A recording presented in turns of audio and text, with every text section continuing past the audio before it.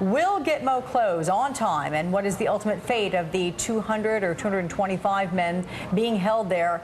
Here to make their case are Cenk, host of the Young Turks on Sirius Satellite Radio and blogger for the HuffingtonPost.com. Also with us, Philip Klein, Washington correspondent for the American Spectator. And gentlemen, good afternoon to both of you. Good afternoon. Good afternoon. Okay, let's go with part of the Washington Post story today. I want to read part of this quote, and it reads as follows. As the process was getting underway in the spring, the administration began losing support for shutting the facility. In part, officials now say because the White House did not present a concrete plan for what it would do with the remaining terrorism suspects. So, word being that not one of the 50 states was interested in taking any of these suspects. So, to you, Cenk, the question would be, did the White House not think of an end game here? Did they not figure out where they were going to place these prisoners prior to saying they were going to shut the place down? Well, I think they got caught off guard by the Republican demagoguing on this, because normally this would be an incredibly simple issue. The conservatives made this seem like Khalid Sheikh Mohammed's coming to your family picnic. In fact, he'd be going to a supermax prison like the one in Colorado, and there should be absolutely no problem with that. But the politicians got scared because the Republicans went, boo, they're coming to your backyard.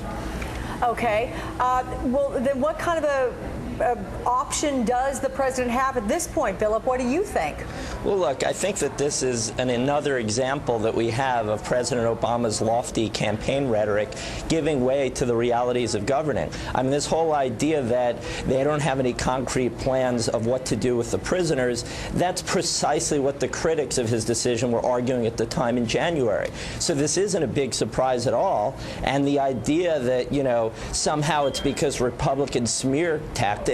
I mean, if you look at Kathy Sebelius back before she was appointed to HHS and she was a governor of Kansas, she said she supported closing Guantanamo, but she didn't want any prisoners in Kansas. So to just say that this is somehow Republican fear-mongering is a joke. President Obama's in charge. If he wants to close Guantanamo Bay, he can go about doing it. And obviously, he didn't have the right plan to go about doing it before he created this lofty goal of finishing everything in a year. Cenk, I'm going to tell you that our Pentagon correspondent, Jim Mikushevsky, told me earlier on our broadcast that he thought it was going to be a good 8-9 months before it could actually close, which far exceeds the self-imposed deadline.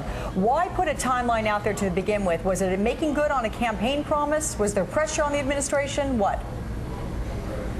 Well, they probably shouldn't have put the deadline, right? That seems to be a tactical mistake at this point. But we have to realize that it's actually not at all important. I think that the Obama administration is doing many things wrong substantively, but this is not one of them. So they missed the deadline by a little bit. As long as they close the prison and they find a place to put them, I've got no problems. My real problem is that when we get to figuring out where we're going to try these guys, because we're supposed to bring them to justice, then everybody gets scared because of the demagoguing that I mentioned earlier. Every issue gets swift-voted, so even someone like Kathleen Sebelius is like, oh my God, I don't want prisoners in Kansas. Why? Are they going to escape? No one's ever escaped from a supermax. It's not a matter of demagoguing. There are a lot of difficult issues with trying suspects when you have to deal with sensitive intelligence and so forth and transferring prisons. I mean, it's not as easy an issue as the Obama administration, unlike liberal bloggers now having responsibility, is finding out. And to that end, Philip, with about 90 or so believed to be those that will probably have to stay incarcerated in some way, where do they go? Well, I don't know, it would be a good question to pose to, you know, the other person on the show. Well, easy, super easy. Where? Yeah, look, one of the complaints that Congressman King had, I believe, from New York was, you're not going to bring these terrorists to the site of 9/11, are you? Yes, that's where they committed the crime. That's where I want to bring them to justice, try them, and then put them in a prison. I don't understand. Do conservatives not trust our prison system? Are they denigrating our prisons and our prison guards and our wardens? Of course we can bring them here. What are we, a third world country? We think they're going to escape? No, you bring them here, you try them, and you put them away. And is that what it is, Philip, very quickly? Is there fear they would escape? Well, I mean, I think that the problem is that it's obviously not as easy as he makes it sounds, or it would have been done already. So obviously it's not so easy. I mean, this idea that Republicans have very little power on one hand and they're mocked for being inadequate, and then on the other hand, whenever the Obama administration can't get anything done, they blame Republicans having all this power successfully demagoguing an issue. It doesn't make any sense. Gentlemen, that's got to be the last word. Cenk and Philip Klein, thanks very much.